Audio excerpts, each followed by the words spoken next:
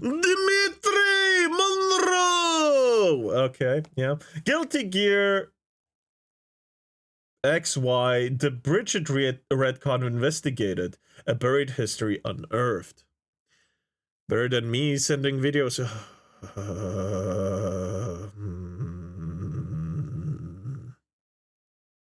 Yeah, let's just. I'm a man, including my gender identity, but like cute things and want to be cute. It's amazing that there are so many people from different cultures who don't understand that there are people who think that. Oh, Bridget. Despite it being many months since the original announcement of the Guilty Gear character into the latest century, they have had a lot of buzz around them still, appearing on the trending tabs of social media weekly, receiving droves of artwork, There we go. and not the least of which, an impressive amount of drama. There's a logical reason for this, mind you. As since I did my initial video covering the situation, we've seen interviews from the devs confirming their intent with said character's identity, then going back on that, and saying it was meant to be ambiguous initially, stating they changed their mind due to the reaction, to then going back on that, presenting trans Bridget was always the plan. And of course, the conflicting statements of the present, as well as the further conflictions when you look to the past, have resulted in a seemingly never-ending debate surrounding the recent retcon. This doesn't even touch on the harassment that's been seen across that social media sphere, or a questionable marketing campaign that only seems to further fuel these other factors. And all of And you had to wake up at 7 a.m. today. I still went to bed at 5. Why? Oh my god. That closet door is the swinging one you'd see on an old-timey saloon. And it's hang on by 1 inch. This reminds me of Leo from Tekken. Nobody knows what that motherfucker is. He is German too. Is what we will be discussing. As over the ensuing months, I've been keeping quite busy on this topic in the background, conducting research, translating and finding old interviews and articles, to even having some Japanese ones defending my content on the topic along the way.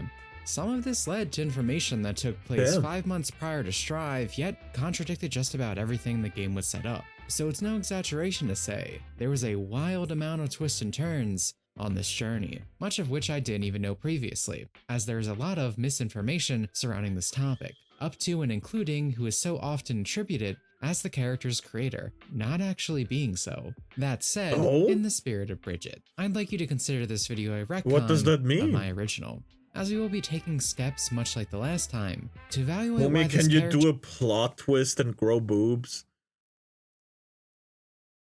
No. No. Please don't make me grow boobs. I like being a guy.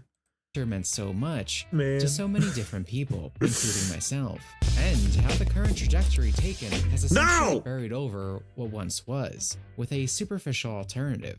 However, like most stories, we'll have to head back to the beginning.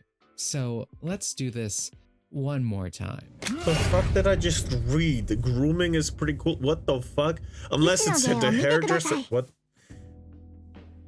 Guilty Gear is quite a historical franchise, with its initial game dating back to 1998. Wait, the first entry of interest to us comes to the turn of the millennium, with Guilty Gear XX. This will be the character Bridget Harkness's first appearance, establishing the basics of their personality and design, primarily with a short opening bio, giving us a peek into their backstory. Here we find Bridget was raised as a girl by his wealthy parents, despite being a boy. This was as a result of a mysterious event that we're not given much insight into, but other than that, we learn the character is a bounty hunter. That's not much, but the these people today with snowballs, hell yeah, catch some interest, don't they?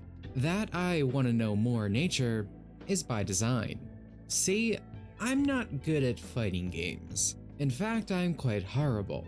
Fair, but it's me still too. A genre I hold dear because, as I've established in multiple videos, I love characters. I love seeing interesting. That's also fair. Tekken 5 was my first fighting game, and I actually had quite a lot of fun in it, even though all I did was spam crouch neutral attack with the giant mech guy. Not mech, the giant robot guy. I was that kind of bastard. I was. But I had a lot of fun nonetheless. Jack? Yeah, Jack. Bro, his intro was so cool, the way he stood up from the ground, and then his hands did the twist thing, and it sounded like a minigun. It was so cool, bro. I loved him. He was raised as a girl by his loving parents. It's such an incredibly contradictory statement. Fair. Personalities bounce off or interact with one another. And this is a genre that certainly has interesting personalities in spades.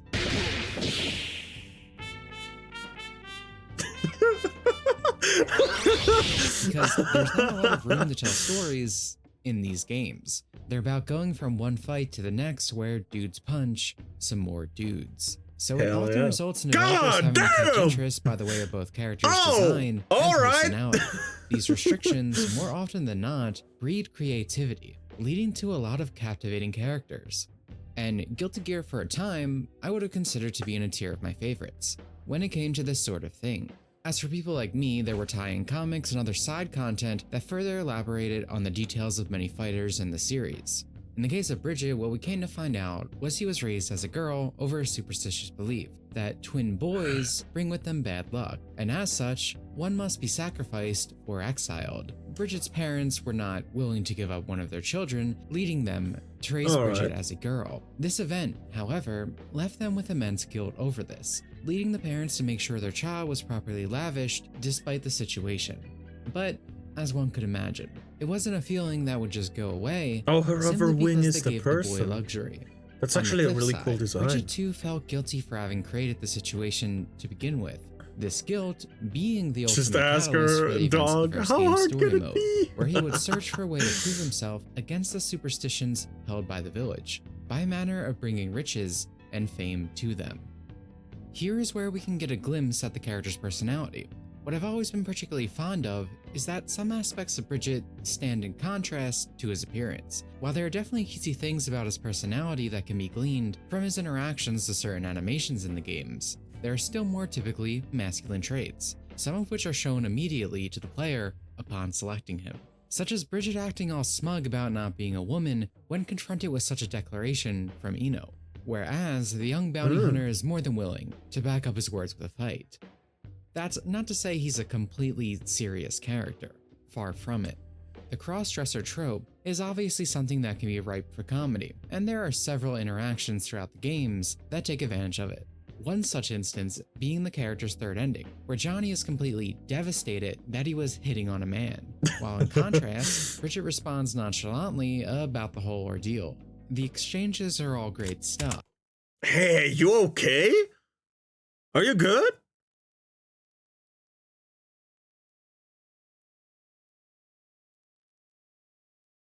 Damn, bro. Today is just not your day, huh? God damn. Damn Mondays, bro. Fucking terrible.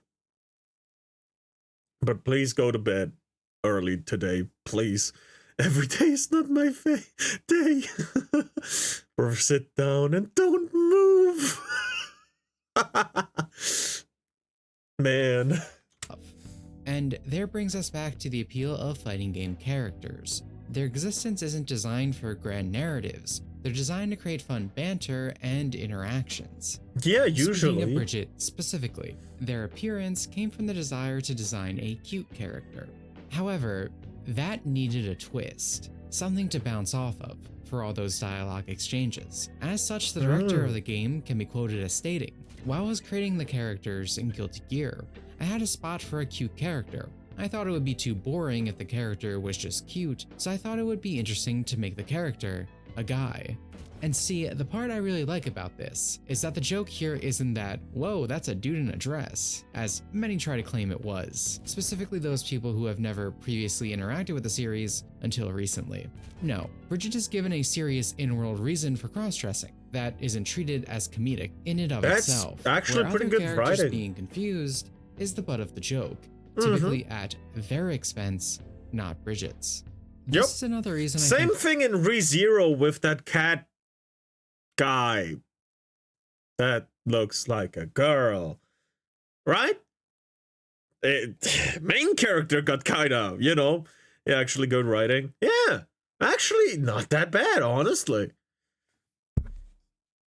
The character's stuck with certain people. A lot of the time, cross-dressing is the joke, and that's fine. Well, to be fair, he with John.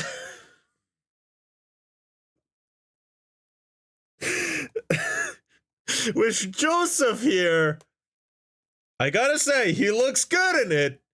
And I think the line was more of a joke, and him taking himself serious in his costume was more of a joke than anything else.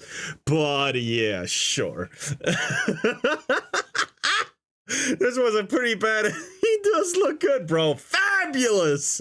Time cross-dressing is the joke, and that's fine. But this character is someone who took ownership of the situation, at times taking pride in being a man, and at others presenting it as an irrelevant fact. But that brings us to the next leg of the story with Accent Core. As we've been discussing, fighting games often aren't concerned with the finer details of story Commit to the bit! as they focus on interaction. So in this industry, it should not come as a surprise that it's briefly brushed over that Bridget found success as a bounty hunter, perhaps too much, as that business wasn't exactly lucrative anymore by the time we catch up to the character, leaving him with the need to find a new means of making money, which sets him on his new arc of wanting to become an entertainer. This adventure has a few different endings, all of which are of interest to us. The standard one sees Bridget working with Jam in her restaurant, perhaps seeming like a simple ending at first, even if it's a happy one for him. But there's actually something a bit deeper. Up to this point, including the other endings of this game, Route A of Accent Core was the only time Bridget could be seen without his signature handcuff around his waist. Maybe that seems insignificant, but in some ways I think it could have been seen as a representation of the freedom the character achieved by the end of the last game and this new arc. He succeeded in proving himself, and most importantly, moving on to do something he enjoys. Did that guy just spam the same move in the corner over and over again? Hold on, that made me angry. Achieved by the end of the last game and this new arc. He succeeded in proving himself, and most importantly, he did. Something he enjoys. The alternative ending, however, has a lot more going on the surface at least. It sees Bridget finally returning to his original village, only to find a concerned uncle to bear the bad news. Hold on. My headset just went off. I need to charge it. Dog, you just said you spammed with Jake. I was...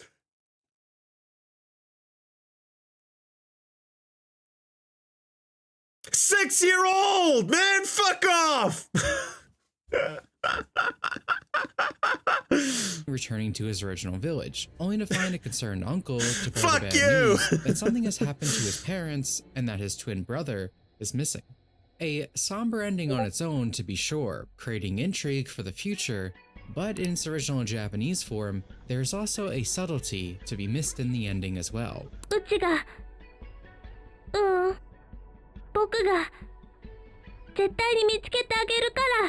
As you initially heard, when referring to himself, Bridget would often use the more feminine form, uchi, but in this instance, he corrects himself by switching to the masculine boku. There could be a few reasons for this, from simply using it to emphasize his commitment to signaling a greater change in the character. But I think regardless, both this, the last game, and the main ending all come back to the theme of taking ownership of what life deals. Yeah, and that's where we were left for a decade on the character. This is pretty good. Or was it? Writing. I mentioned earlier that a lot of Bridget's lore was expanded upon and explained in side material. That fact actually continued to be true past those initial games, but in a place that would seem unlikely, at least for those outside of Japan. It starts with one simple— Was laying in my bed and dropped my phone on my face. Bro. Okay, so what the writer's mood is? What's the big fucking deal? I don't know. It's interesting. Honestly, this turned out from, okay, cool, lore explained, okay, to, oh, so what happens next? Pretty quick. And also, hey, please stop dying. Please, man. First week of 2026 going real good. Yeah, I noticed. A word. Pachinko. Which I'm sure just uttering the phrase, despite its simplicity, elicits certain emotions from video game fans. How many times have you been hearing rumors of a new game or celebration of a series, just to be disappointed at the realization that the whole event is simply to unveil a new pachinko machine? Too frequently, I imagine. But there is a logical reason for that. It's a lucrative market in Japan, with nearly every popular series attempting to take advantage of said market. And with tough competition comes the need for incentives. This leads to a variety of content being locked behind cabinets. This can be as simple as offering interactions between the player and a fan favorite character, rewarding them with cute animations for a good role, with others opting to simply recreate iconic scenes, to an increasingly popular trend to lock genuine narrative behind the machines. One notable example for me personally has to do with one of my favorite anime, Re:Zero. Though a date between Subaru and Emilia is referenced throughout the series, it is never actually shown. Most likely, viewers wouldn't think much of this, as sometimes events are Was it shown in a pachinko machine? Don't get to see the specific details of the situation. However, it is an important event for Subaru, so you would imagine the viewer would eventually gain insight into it, instead of it merely being glossed over. And that is in fact the case. We should have need kept to drop harder. a significant portion of money playing the slots on a Re:Zero pachinko machine. God fucking damn it. Don't move, I'm coming there. I to put you in a straitjacket and a rubber room. I think I tried to walk, then tumble down the stairs. Japan, rewarding you with 3 glorious minutes of a very cute, very canon scene, animated by Studio White Fox. Wait. That did not make it to any Blu-rays or other releases. Bro, what the fuck? Mind you, I'm not defending the practice. It absolutely sucks, but it's important to demonstrate that, much like the prior material used in Bridget's canonization, this is just as valid as any comic or art book, and aligns with the precedent set throughout the industry. So that said, Guilty Gear Vast Edge XT is the 5th main entry in the Guilty Gear series, and a visual novel at that. XT puts its focus on Soul on his quest to recover the Flashing Fang, but does have him run into many of the other characters in the series along the way, such as bringing him back into conflict with Bridget due to a bounty that has been put on Soul's head, as it would seem Bridget is back to his old job. Now, obviously the story isn't wasn't it not Bridget, very lucrative? But we do get context to what the character has been up to post-accent core. Most importantly, living happily with his identity. Some specific lines, stating his desire to break down the villagers' perceptions, asserting that he's a man, not even wanting to be called cute or referred to as a girl because of that.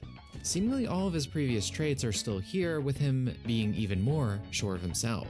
And this was where, 5 months prior to Strive, the character was truly left.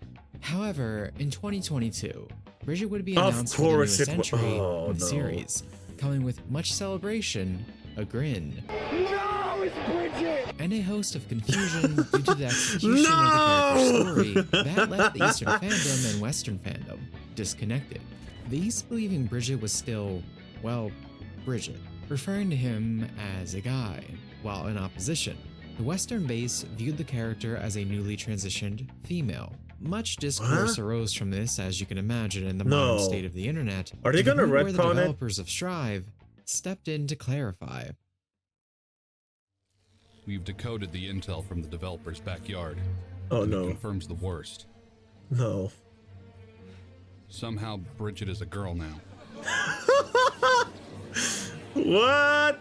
So all that struggle, all this live to try to, you know, reclaim your what was taken away from you, just to throw it all away and transition. Wow. They had such an opportunity to make this right, but no. They fucked up. What the fuck?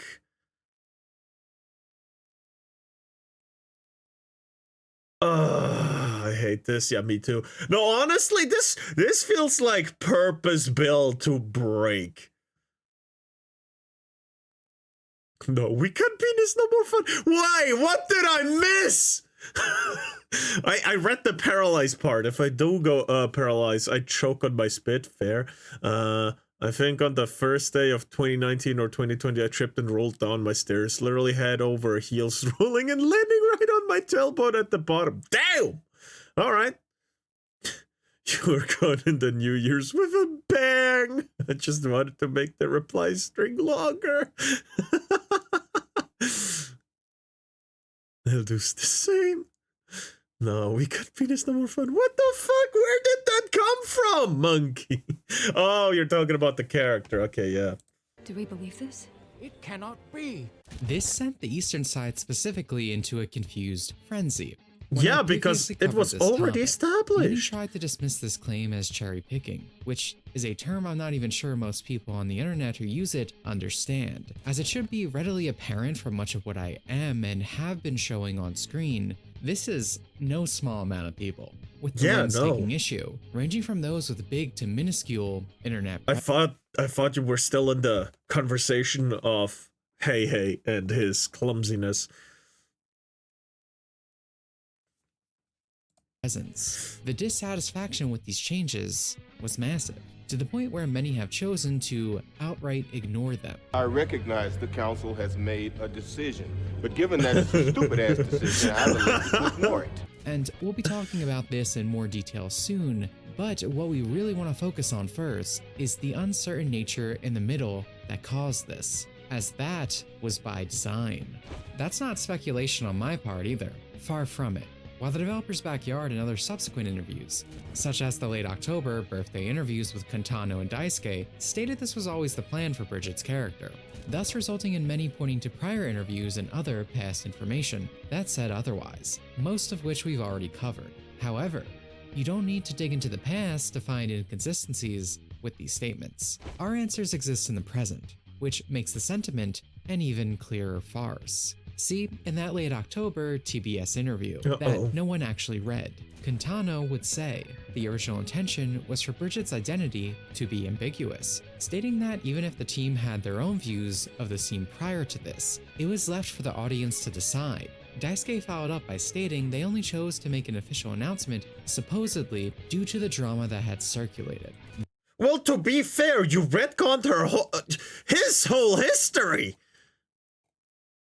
Everything he stood for is just gone now. What the fuck do you mean? You kind of fucked over all the fucking lore that was already established, and you put the shackles back on him. Like, what? Wasn't this a symbol of freeing himself from, you know, his village's rules? By not having this anymore, and now he has it. I'm getting into this too. Like, what the fuck?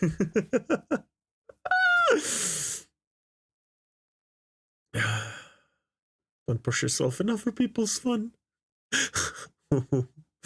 Once I was eating, I think I bit through my tongue a bit. I bled a lot. What the fuck? Really doing this? Okay, one time I cut my pinky toe off because I kicked a ball and there was a sharp nail in the wall that hit my foot. It touched it. What the fuck? Like Frankenstein. I still wonder how I am alive.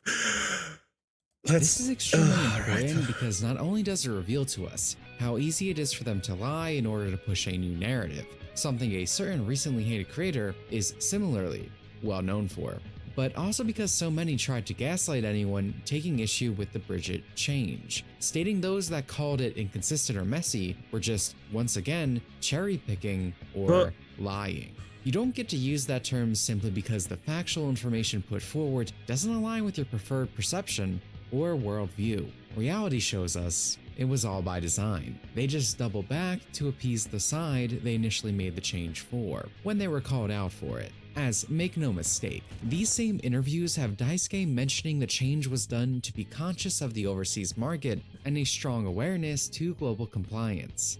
Now, this revelation doesn't mean the current canon isn't what those in charge Fuck these guys. ultimately landed in. I'll go It's there later. their property. But just as well, it also doesn't mean you should not criticize the writing or bring attention to the obvious inconsistencies. There is a reason the confusion was so widespread to the point that they needed to clarify after all. Thus bringing me to my actual issue, one I hope you come to understand by the end of this video, as my problems have far more to do with the execution and handling of these events than anything else. Because the change could have been done better, or more importantly, the developers could have simply not lied about past intentions, and just said they were doing something different. That said, there's more to take from this interview, as when the interviewer asks about Bridget's design changes. The new outfit is described as an oversized hoodie to hide the width of the character's shoulders, and the size of their arms, as well as also hiding Bridget's Adam's apple. But here's the thing, Bridget does not have those features. This reads like someone Googling transgender to figure out issues a transgender woman would run into, or the result of simply being told them. A hypothesis that has even more weight when you consider just 2 years ago, Daisuke, the one supposedly claiming the character had always been trans, is quoted as saying he didn't even know what transgender was, when asked by a Twitter user to write trans rights on an image of Bridget at the time. An image people now use as a direct lie to push the Bridget was always trans narrative, as it's claimed it was made completely of his own volition, back then, despite literally not knowing what he was writing. Then there's Ozawa, the marketing director, who is also frequently quoted for the trans Bridget narrative. Interestingly, he had this to say in a stream on August 9th. I might as well bring it up. Japan is not used to it yet, the whole gender topic. You might as well learn about it, or maybe you don't really need to learn, but I think it's important to understand. The Guilty Gear tournament winner in 2022 was trans, right? I found out about it on Twitter. This is the first time I learned about the trans flag. I already knew about the rainbow flag, but this is the first time with the trans symbol. So when everyone who's involved with the claim that this was apparently in the works since 2002, seemingly has statements showing how foreign the very concept of Bridget's new identity was a week to 2 years prior, is it really any surprise that we got the interpretation given? Regardless, Bridget was clearly not designed with these traits, despite there being no reason that the character couldn't possess them for this entry, leaning further into the afterthought nature. The same sentiment can be found later in the TBS interview, where it's discussed how Bridget has the transgender symbol on their outfit. I brought attention to this in my original video, but to reiterate, the symbol on Bridget's current headpiece actually stands for androgynous. The transgender symbol is a completely different design. In fact, this specific variant of the androgyne symbol actually means male appearance, meaning it makes even less sense to put it on a transgender female. Again, these design features 100% line up with the idea of the character being meant to be ambiguous, but it is now being used as an active lie to keep up this new narrative. If you ask me, it's just a design downgrade. An affection for nun outfits is certainly a contributing factor here, but you'd be hard-pressed to find someone to say Bridget's original design wasn't unique. It was iconic. The whole big parka look isn't bad on its own, but the best way to illustrate my issue is the fact that his silhouette looks identical to May's new design, to the point where it feels like a cheap copy-paste job. It's lacking and uninspired, which becomes an even greater shame when you once again consider how it replaced something that used to be distinctly striking. But let's stick to covering inconsistency, as the real kicker here, and perhaps one of the most important things to take from this video, is who designed and wrote Bridget initially. In a past video, I referred to Guilty Gear as Daisuke's baby, and that's true. This man has had his... The only award I'm ever gonna get in my life is the Darwin Award. I mean, if we're talking about dumb injuries, I accidentally cut deeply into the thumb that had to be super glued shut. What the fuck?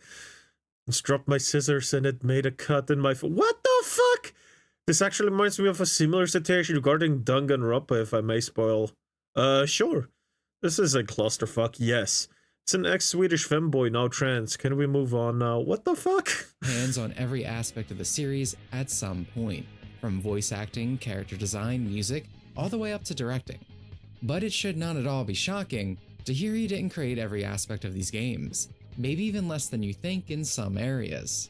The original artist responsible for designing Bridget is Emiko Iwazaki, who would get her start working in the industry by way of this very series, before unfortunately leaving Arc System in 2011 due to the sexist treatment she received within the company. She was even responsible for Battle Fantasia, the very first Arc System game, to utilize the 2.5D technology that has become synonymous with the company. She's certainly someone worth recognizing in relation to both this character and Arc System's success, and one can only wonder why her name has been buried in relation to both. However, she was only half the equation for Bridget, whereas Norimitsu Kaiho is credited for the character's actual writing.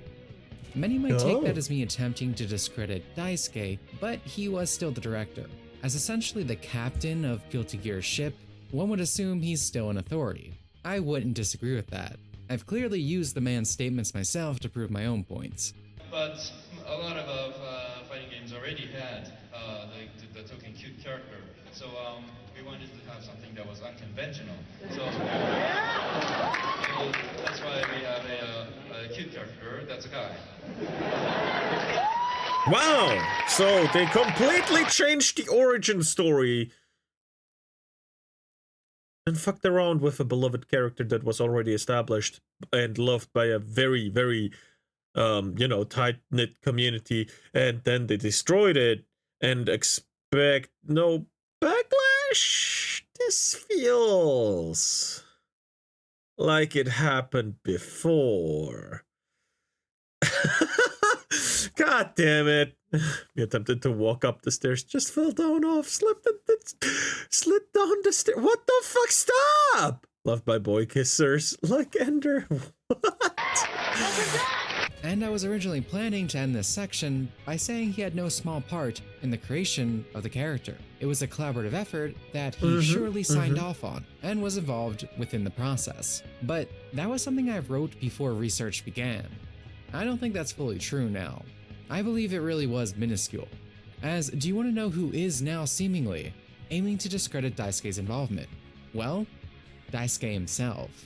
In a 4Gamer interview, Daisuke went on record to clarify that he had nothing to do with Bridget's previous writing, seeming to want to disconnect himself from that aspect of prior games, despite previous statements contradicting such a because sentiment. it has. So I going blame by historical Tumblr. fact and Daisuke's own words, he really shouldn't be attributed with the creation of Bridget. Narratively speaking, what's going on here is starting to feel similar to other modern brands like Star Wars, where something iconic becomes taken over with once beloved characters ruined for some form of marketing, or just because the new head doesn't care for the old. I'm not the only one who seemingly came to this conclusion either, as many have pointed out how insulting it is to take the character Bridget, who originally was forced to live as a girl by the matter of circumstance, whereas his story initially very much evolved into proving the villagers wrong and living as himself, to the narrative being twisted and contorted to the exact opposite scenario, with the villagers ending up being right, and the essential grooming of this character, as many have called it, is treated as a positive message, all by someone who wasn't responsible for the original envisionment of this character, and one who proceeded to lie about those original intentions. Admittedly, it's certainly not a situation exclusive to this instance or series. One of the reasons I fluctuate more towards Japanese works as opposed to the ones made in America is projects tend to be spearheaded by one individual. But as I've noted in the past, they're not unbeholden to this issue, especially with companies like Arc System or Square that have such a large Western focus and develop with the goal of the widest audience possible. In fact, one of the many stories that made me feel so strongly on this point is related to a Japanese franchise, and it's a story I'd like to indulge for a moment. Like many others, I've always been a big fan of Pokemon, but it's a series that holds the tale of Takashi Shudo, a Japanese scriptwriter and novelist who was the original creator of Lugia. Shudo originally envisioned Lugia as a motherly figure, heavily connected to life on Earth itself, and as such designed the creature with female characteristics and personality, while still attempting to represent both genders to give the creature an air of androgyny. However, when it came time for the Pokemon's movie appearance, much of this was changed. Shudo only found out from a commercial, in fact, and can be quoted as feeling like he wanted to die, proceeding to turn to drugs and alcohol as crutches in the coming years. Lamenting such regrets of letting this happen to a character he had initially poured so much love into, and wishing he could have fought harder for his vision, a sentiment held right up until his death. That's not to say Iwazaki, Kai-Ho, or anyone else would feel as emotionally compromised by changes made in Strive, but Shudo is one of the billion examples that shines a light on the reality of situations like these. The character had a clear message put into them, and seeing it lied about, that this new path was always the plan, despite that being verifiably false, is plainly insulting to both fans of the character and anyone involved with the original process. Yeah, that's fair. Perhaps that's a good segue though, as despite all this talk of the background elements surrounding Strive, we have yet to talk in detail about the game's story itself. Let's start by properly establishing what a retcon is. Perhaps the biggest debate you will find amongst the drama surrounding Bridget is how defenders of it will claim the change isn't a retcon. However, that clearly comes from a place of not knowing what a retcon is, much like a prior term we discussed. Hold on. It was...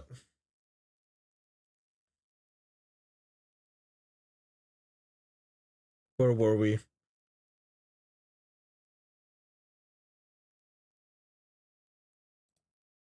There we go. It wasn't a retcon. They always planned for her to be trans, but they didn't go through with it. Even if that was the original intent, the official story in the past games is it's a guy. God fucking damn it. It still means if you changed for the original script after releasing the, the correct one that is official, you kind of retcon it. Dog, why do you care? Because it happens in media that I care about. And I will fight for people who, for media I don't care about, for other people, the same way I would for mine. It's that easy. Are you a femboy lover? No. It's as easy as if they suddenly changed Ratchet & Clank's whole history, which they kind of did probably in what was it, Crack in Time or some shit like that. I don't know. I'm just as angry.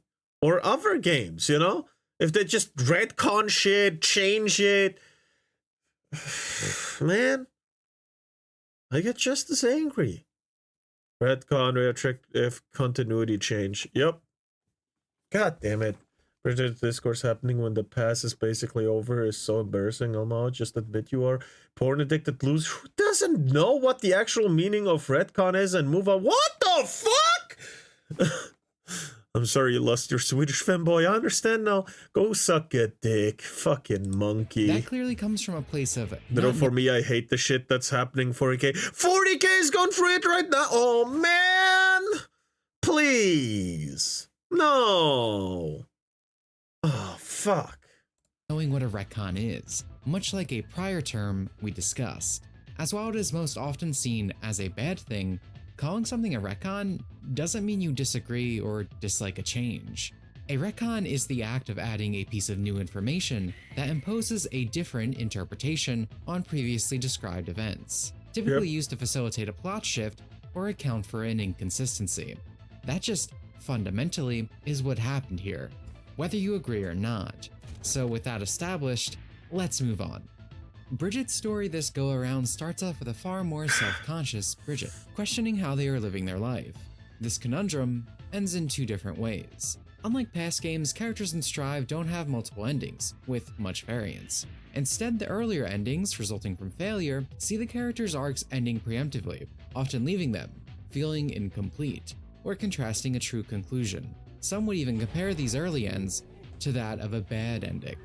In Bridget's case, in this vulnerable state, the character would meet Gold Lewis early on, an in-universe Fed with potential ties to an agency that has previously in Guilty Gear lore described Bridget's unique situation as something that can be used to manipulate him.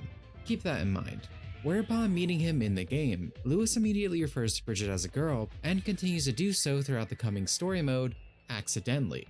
Upon losing later fights in this mode, Gold Lewis will jump in directly to assist both the player and Bridget, ultimately leading to the character coming to the conclusion that they're a girl now.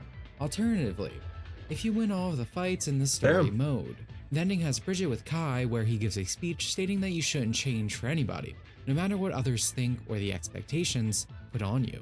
whereas Bridget in response, instead of asserting themselves as a woman, will then state they will be themselves, no matter what others' expectations are going forward. Damn, This immediately okay. gives a gander into why there was so much confusion upon the DLC's release, and how exactly the writers of Strive went about the initial intention of making the character ambiguous. As stated, the try again route for many characters sees things unfinished. There are even examples like Axel's, where he literally runs off, leaving the story incomplete, as well as What other— the fuck? Hold on. Had to shovel snow again, slipped on the ice there too. What the fuck? Have you heard of merciful euthanasia? Nope. Don't have the heart to explain it to you. Why? Don't worry about it. Tell me. Tell me out quick. I said a slur. No. You know, hey, do you know about the bunny farm? Just think of the bunny farm. Fuck!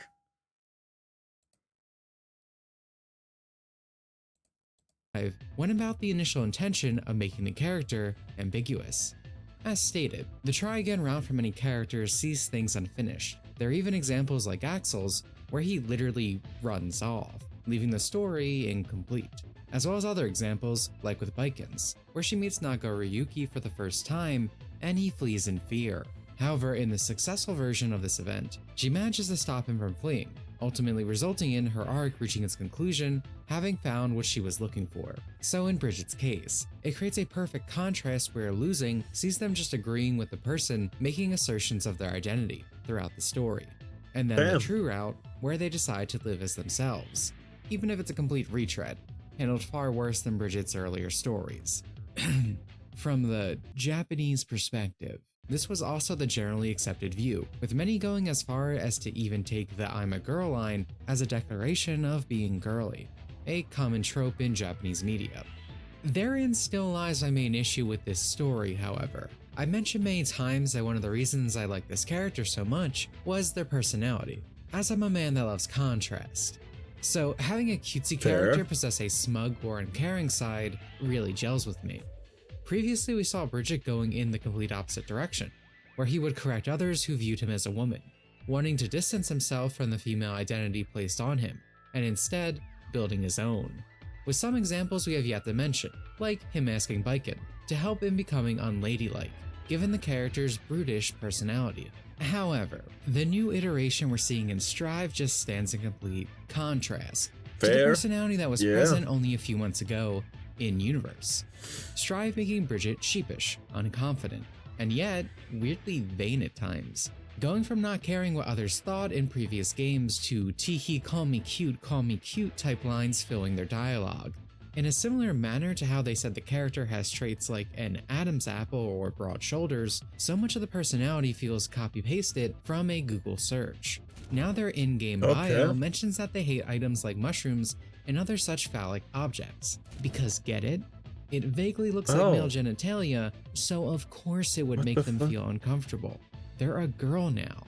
Google said trans women don't like their genitalia. It's all so weak.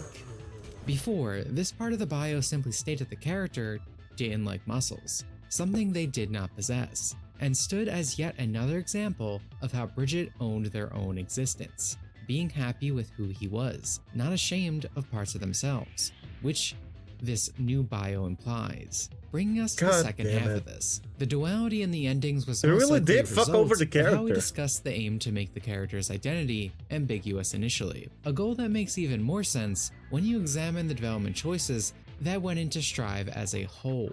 See, many things about this game were compromised to reach the widest audience possible by basically every metric. This can be seen at the very core of the game. Even as someone who is not at all competitive, I dropped Strive immediately on console and was only willing to give it a second chance on PC with Bridget's DLC due to early excitement. But the foundation of the game is just so watered down, mechanically, in an attempt to appeal to that widest audience. The developers even stated their goal is to make a fighting game that you don't need to practice. What is appealing about that? It's not that this is a rarity among modern fighting games, mind you. But you want to get better, and many no? fail as a result, in terms of fan reception. Even in cases like Street Fighter V, where they sell well due to fighting. Well, if you can make a fucking difficulty for the story mode for the campaign where they only use half their moves, I guess. But come on, make a fighting game where you can just not practice at all and be just as good as everyone else is kind of shit, not gonna lie. A game for everyone is a game for no one. What the fuck are you doing? Game players being peak consumers that find the need to always buy and support products they shit on, because it's still the current running tournament game. Though, perhaps more pertinent to our discussion, is something that the small group that champions Strive currently is happy to sweep under the rug. See, when the game was initially released, it had references in its glossaries to Taiwan, Tibet, and other nations, that were then censored to appease the Chinese government in a future update, a common practice among companies trying to portray a progressive image. While this was once a well-known facet of the game, there are actually some further oddities that relate to it that aren't so well known. Testament, another character that could be described as a femboy, actually has some concept art depicting them as more masculine, showing a completely different direction for the character. Like Bridget though, they decided this character was no longer a guy for Strive, meaning they took the both and only characters that could be considered feminine men and made them women, or at least not men. Coincidentally, feminine men around this time also became banned as a thing you could portray in media in China. Am I alluding that this was ultimately one of the reasons Bridget was changed? Well, no. I certainly think it could be a contributing factor and is some food for thought. However, my personal takeaway is that it leans far more into the whole appealing to as many people as possible mindset. It should be stated that Bridget was not popular anywhere outside of Japan. To speak in specifics, we can look at Guilty Gear's popularity poll, where he would rarely ever squeeze a numbered placement in the West. Conversely, he would sit at number 1 overseas consistently, to the point where he has inspired many characters in the ensuing decades, from Bridget into Skya 2, which, side note, was also censored and retconned, but just in the English relocalization, to famously Boku no Pico, or smaller references throughout anime. Bridget was sort of a culture icon for Japan, while in contrast, it wasn't just Bridget's low popularity numbers in the West. There's proof that he was actively hated when it comes to those FGC fans specifically, with many outright disliking the character, thinking them offensive. No, it's Bridget! So Bridget from the get-go, as they were, was the perfect marketing tool for Japan, with Kantano specifically stating the character was picked due to the, and I quote, sluggish sales in Japan. But it remained that Bridget was not popular in the fighting game scene of the Western world. There were exceptions to this, of course. Some non-FGC brain players and many other weebs across the internet, myself included, would drive him to some niche popularity. But that's not who they needed to grab, so something needed to be done to change that, making this character a marketing juggernaut for both sides of the world. Now, put yourself in the shoes of these devs that were gunning for wide appeal. You had a character largely popular, with one of your most financially viable regions, yet he was unliked to the point of being deemed offensive by your other major region, except the reason he was offensive was the key. This being that he was a cross-dressing boy. And funny enough, in my talks and research, a lot of Japanese users actually believed Bridget was considered offensive due to Christian beliefs, referencing the fact that he was cross-dressing as a nun, which I think hilariously shows the disconnect some might have who aren't as cued into the drama surrounding the character in the Western world. Understandable. However, the true reason is reflective of a modern held belief that cross-dressers are offensive to the transgender movement. And perhaps confusingly so, these same characters are labeled as transgender women themselves by those individuals. No matter if they're just a boy trying to express themselves in a different way, or aren't they basically just... Are they not just basically all these comments that are like, oh yeah, this is a trans woman? Aren't they all just misgendering the people? Like, aren't they committing their greatest sin? This is so weird to me. How can they do that so casually when they get so offended by this shit? End up in the No, I'm gonna read it, but oh god, there's so much. All right, hold on. I'll read now. I'll read now. Fucking, I'll be right back to the video. I gotta scroll up. This is where I stopped. Doc, have you seen how shit the writing has become?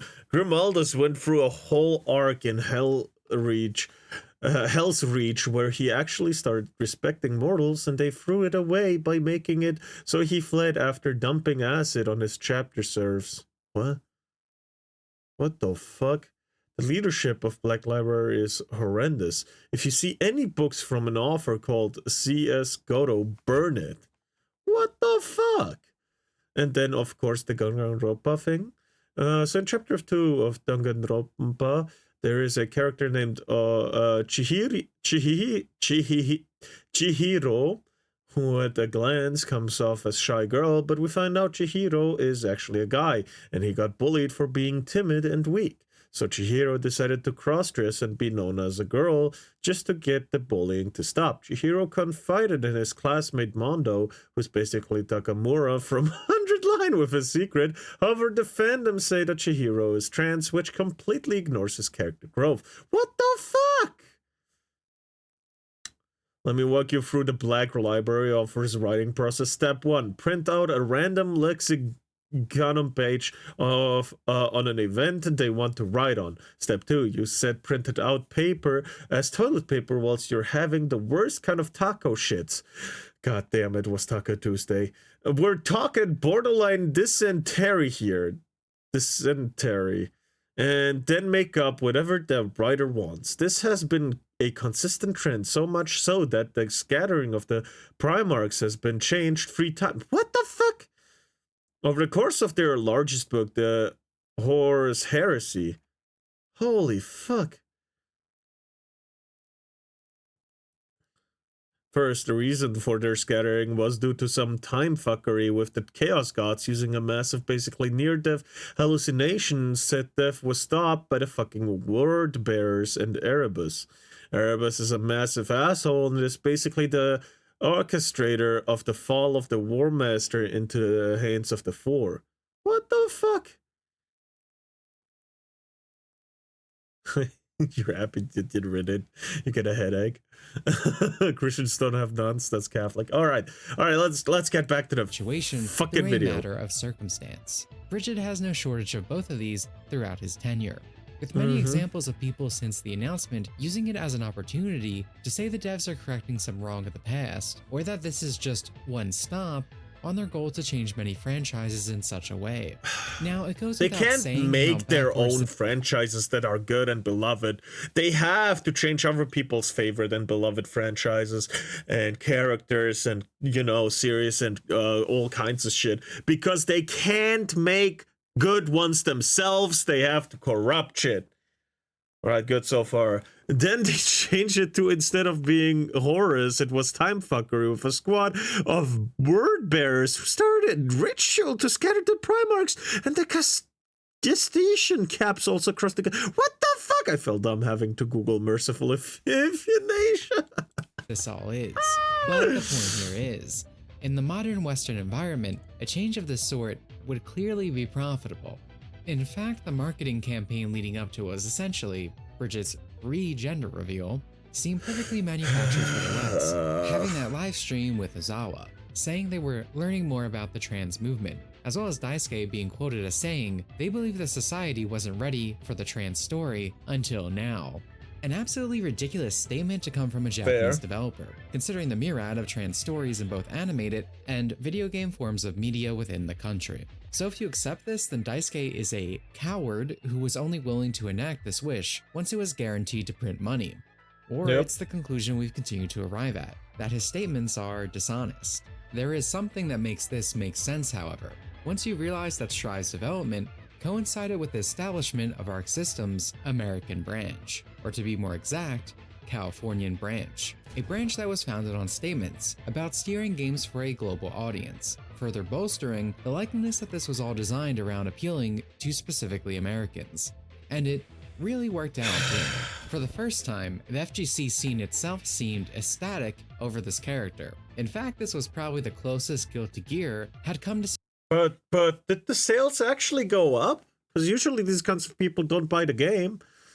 with what we've learned from various games. Cramboss, like I said. Alright, calm down. You're raising the planet's temperature. And now they turned the reason for the scattering into what I can only describe as a woman moment. These dance motherfuckers gave the Primarchs a What? Only to have her yeet her babies into the warp because she didn't want them to grow up under the Emperor for some fucking reason, and the Emperor couldn't foresee that?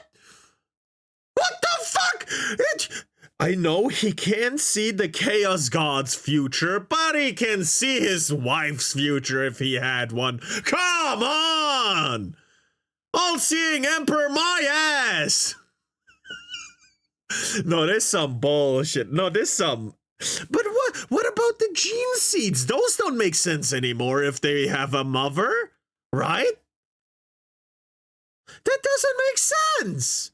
What the fuck? Ern, your keyboard is gonna burn from how fast you type! Ern, the fucking Arctic is melting. Stop! Ern is one of the top causes for my headache. With that, I mean, stop sending such big text. God damn. No, that makes no sense. What the fuck? Some mainstream attention since they made headlines back when they censored themselves for China. All of this buzz centering around the fact that the character was a girl now. You even had instances like the English branch of Pixiv, where for Bridget's announcement article, they added an entire section about trans visibility to the translation of the article, in a desperate attempt to bring attention to their gender, when the reality was, the original article had only talked about the character's physical design while showing off these fuckers don't care about their own lore affair. Artwork that, even in the misrepresented English version, was still tagged male. Goddamn. I think it's inarguable that no matter your feelings, this was used as a marketing tool, and such an effective one at that. Would you defend Frosty if she is this misgendered? Nah. Fuck him. You began to even see the opinions of the character flip on their head in real time. When speaking of the FGC, I've been using a clip from player Gecko Squirrel, screaming and booing the announcement of Bridget, and you're probably wondering why I've chosen to highlight this guy specifically. Mask on? Well, simply put, he's the perfect example of this discussion. As the second Bridget was said to be trans, despite his prior views, he proceeded to make an entire video saying the character is beautiful and singing their praises. This is merely one example of so many people like this. And it's why would I said in my you original change your mind that fast for that single reason? What the fuck? That doesn't make sense. Also, does that yo-yo have bullets in it? Oh. That's actually a pretty cool fucking weapon. What did they do to this character? What the fuck? video that you're going to see nearly every Western creator follow along with this narrative, because even the ones who hate the character know what the correct response is, all while the original fans have to endure constant gaslighting stating that we were never truly fans, and we're only feigning concern now because of ulterior motives we apparently have. Ulterior motives? Give me a break. It's gotten so bad that this transparent marketing push isn't even fully working on those it's aiming for, as ever since Bridget's release, the Guilty Gear team has completely sidestepped the promotion of other characters, whether it's the series mascot or other new additions. Why? Instead, continually choosing to push Bridget, giving them multiple figure announcements every month, making them the face of every social media post, every tournament announcement, every crossover. You'll even find the hashtag brisket stands pointing out how forced it is on occasion. Their neglect is so extreme that even Baiken, the character that was #1 in the polls for nearly every nation that wasn't Japan, consistently does not see anywhere near the same treatment. Just a singular figure despite being in the game for over a year longer than Bridget. And the social media presence in comparison is non-existent. As I said, even the mascot plays second fiddle now, resulting in the people who play these games, even the ones who accepted this retcon, not being happy with this. What's going on here is obvious to everyone, and as someone who was one of those prior fans, it sucks to see. However, one has to actual ask, fans from are the getting perspective of the fucked over. franchise, is it even worth This it? is quite sad. Well, looking at the numbers, Strive has received a consistent drop-off post-Bridget's announcement, with very few recovery periods to speak of. That's not to say it's strictly because of Bridget, it's, as I said before, though Strive sold well initially due to marketing and tournaments, long-term player retention is going to plummet when you water down your game for the lowest common denominator, as even when it was the main event in EVO, coming into the tournament, its Steam numbers were the lowest they had ever been up to that point. Damn! Immediately returned to dipping when its time in the spotlight passed, while other games from the show such as Tekken continued to grow. Hell, XRD a few months back got an announcement that it would receive rollback netcode, resulting in its player and view count shooting over Strive's. The game didn't even get that netcode, yet players were just so hyped over the prospect of a better game in the series having a decent online experience, even if the environment doesn't stay that way due to the very nature of it being an older game. The sentiment of wanting something better is clear. So, I guess to answer my own question, it depends on if a short-term monetary gain is worth it for the devaluation of a brand or the legacy of a product. And unfortunately, there are many that will find that trade-off to be worth it. Damn. That's kind of sad. For everyone, though. And we can see the sentiment also present in the Arc System ecosystem, as 11 days after the Bridget drama, Toshi Michimori, the creator of BlazBlue, left the company.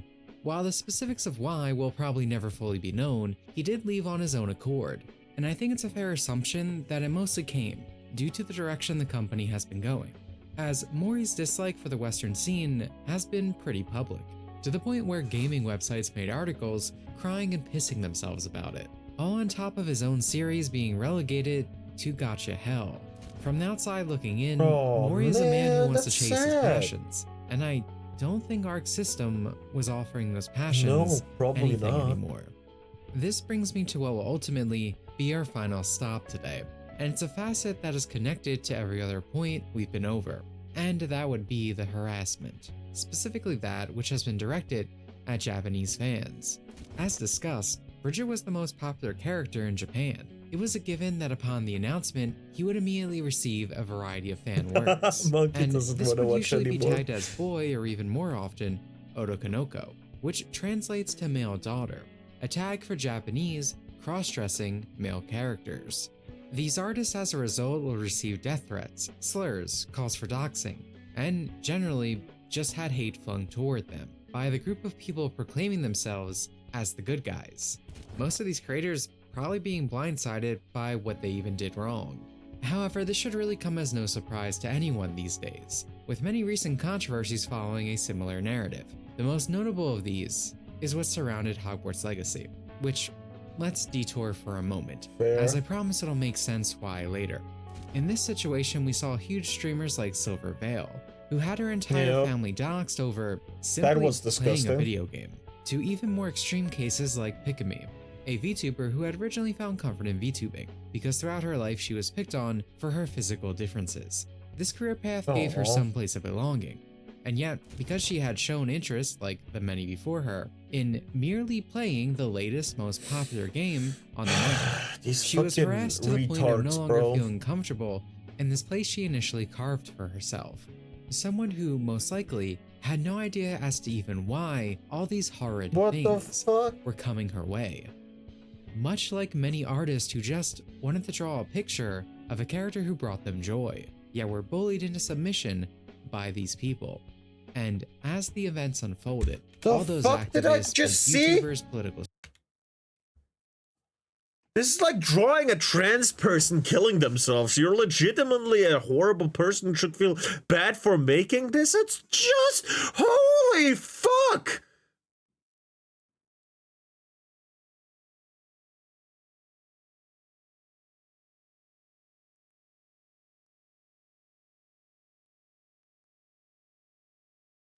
These guys, oh my god, I'm so glad cancel culture is so fucking over. This is ridiculous. And as the events unfolded, all those activists, big YouTubers, political streamers, and websites all played defense, saying those individuals were never harassed, or putting the blame on those who were bringing attention to said harassment.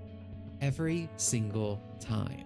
In Pickamy's case specifically, these people will do everything in their power to say the harassment has nothing to do with her retiring. No, despite monkey. Sometimes retardation hurts too many people. And at that point, you have every right to get angry. You should get angry. So much for this whole speech about the narrow path that Big E gave Uriah in the last church. Anyway, I'll shut up about my raving about the 40k riders and their seeming refusal to communicate together as to ensure continuity. Fucking hey, still dying. What the fuck? Nope. Not allowed to say what I want to think. In her final stream with that moniker, she casually explained she was hoping for 1 million subs before the end of the year, something that she never achieved because the following stream, which had been announced, was cancelled due to the harassment, which then proceeded to her retiring the Pickamy avatar and a frantic announcement of collabs to send her off. Apparently, she now voices a new model, and people are using this to say that negates the criticism of but the issue is never that she quit or how she responded. Neither of those matter in actuality. It was the fact that she was harassed to such a ridiculous degree. It's like this. Just because you didn't succeed in ruining this girl's life or anyone else's, doesn't mean we forget everything that happened. That's why I'm bringing her story up. It's not that I even particularly cared for the individuals I'm speaking on. What I care about is that this happens to anyone, where despite how huge this situation was, it, as always, had been followed by the absurd lengths to astroturf any accountability when certain groups are involved. The vile things I've seen are numerous. They don't even stop at the individual level either, often crossing over into xenophobic territory, when in this case, they instead target the entire nation of Japan as transphobic, or simply state that they are porn addicts. So of course they would want the character to be a boy, which is a conundrum I want to take a moment to dissect, as this whole "they're just porn addicts" angle of dismissal is used very often against anybody taking issues with the current trajectory of the character. But if you actually look at the numbers, what you find is in the 20 years of this character being a crossdresser, he had literally less than half of his current not safe for work post created, meaning it became over doubled in the few months the West considered them trans. Damn. According to an English site's statistics. You know the one. And further, there was no shortage of posts spreading across social media fetishizing the desired change. Am I saying that's an issue? Not really. Create any media you want, but this idea that the people who cared previously were all strictly porn addicts is probably not an argument you want to make when there's so much factual proof to the contrary. And to continue on the topic of sexualization, many compare Bridget's situation to that of grooming, to the point of parallels being made to the real-world example of David Raymer. However, in response, many are quick to dismiss such accusations, and while I think our coverage has already done a fair job of showing how the situation can be viewed in that way, there is one last aspect of the grooming angle I'd like to discuss. It deals directly with those naysayers. We've established that many of these people try to force the transgender identity on any character that fits outside of gender norms, but this happens to real people as well, myself included. As such, you can probably come to the conclusion that this is why I take an even greater interest in this topic. But furthermore, after expressing my views previously, do you know the biggest video that was championed as a takedown on my own was made by a woman who, when I was coming off my troubled teen years, would literally refer to me publicly as an egg, a term for a closeted trans girl, only use female pronouns when speaking about me, and consistently insist I was trans despite my continued public statements that would say this was something that made me uncomfortable. It's not as if that was a singular case. Since that video, I've had new people do the same thing, between sending threats or fabricating stories and conversations with the express purpose of sidestepping my criticism. Seriously, it's not as if I'm making an analogy here. It was literally the same people. And even ignoring my own personal experience, next to artists being targeted, feminine guys seem to be on the blunt end of so much of the harassment from these users, where they take pleasure and celebrate their hatred. I think that tells you a lot about those that try to discredit the fans that have developed a distaste for the direction taken with Bridget. We're told we're the ones with ulterior motives when we defend this character's origin, but how many times are these hashtag brisket stands shown to have literally no knowledge of the remember when I series, said grow never played boobs? these Yeah, but I games, allow you have to do zero that interest here. in the content I'm otherwise, not. All right. as well as hold on. It's different when I say, look, that actually makes me uncomfortable. Stop that. Right? I also can do something about it. I can just ban you, right? But I don't do that because you have not done anything, you know, except timeout worthy sometimes, or sometimes in the Discord as a joke, like when I said, yep, sadly Monkey's gone, and then I timed you out for 24 hours. You know, it's for fun reasons, right? But this is like actual harassment and denial of one's identity. Like, holy shit. Timeout over cotton here was racially motivated. Constantly being caught with their pants down as they insist they somehow are an authority on this topic. I think that's where a lot of this stems from. I've covered it in the past and even briefly mentioned it already. Tolerant left, see movements to remove traps. But you can't be tolerant towards intolerant people, Iron. Oh God, I hate that sentence. We can't tolerate those that don't tolerate us. Beep, beep, beep, beep, beep, beep, beep. Very, very tolerant, yes indeed. Just cute male characters from media in favor They never of making were them trans, with situations up to localizers literally attempting to create these changes against the author's wishes. So while it's not something I find the need to get into detail here, at least on a grand scale, as you can watch my other videos specifically if that interests you, but the point is, that's gross. It's a fun character trope for some, and for others it's something they legitimately identify with. The Bridget retcon just feels like it's pandering to that specific demographic that wants to take away those characters, and that response only further cements the point. This also shows us the biggest form of irony here. The same people constantly insisting that Astolfo, Gwendolyn, Venti, and even characters like Link are actually trans due to ignorance of the author or some other delusion, are saying you should respect the wishes of Daisuke. Ignoring the fact that we've gone over Daisuke's questionable authority, it becomes obvious that they don't care about a creator's intent when you look at these issues across the board. They care about using it, in this situation, as a tool. So no, I'm not going to care if people still refer to Bridget as a guy. Why should I bend over backwards for the people who would never in a million years do the same for the other side of the aisle? As for myself though, Bridget being a girl is still the current canon of what Arc System is producing, and consistent with my views, I acknowledge that, instead of relying on some delusional idea like headcanons. However, it's also I saw the Danganronpa character, Azurhood. I saw it. This is the one you were talking about, right? I see the art style. Yep. That's it. That's the one. Hello, Happy Son. However, welcome. It's also similar to how other modern properties deteriorate over reiteration after reiteration, resulting in many fans' disinterest in later works. And as so many other things, that's where I am with Bridget. The thoughts of what came before will be what sticks in my mind.